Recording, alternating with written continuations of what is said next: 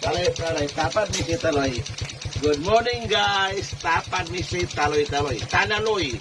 So, kauban si Taloy, mamangin og mga hayupan. Good morning, Loy. Good morning.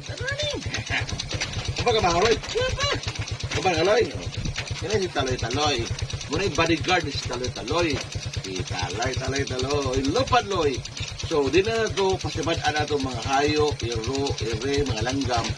Kay protektado na sila sa Animal Welfare Act, Republic Act 8485 in 1988. So mao lang nga part ng atong mga hayupan sa ecosystem.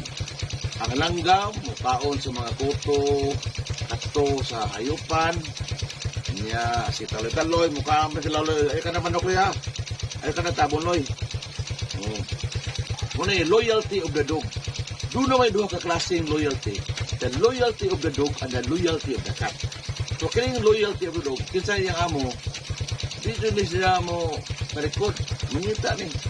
Pero ang loyalty of the cat, kung kinsay mo puyo sa bahay, mo iyang amuhan. Kung kanang loyalty of the dog, kung kinsay yung amo, maura doon iyang puyugan.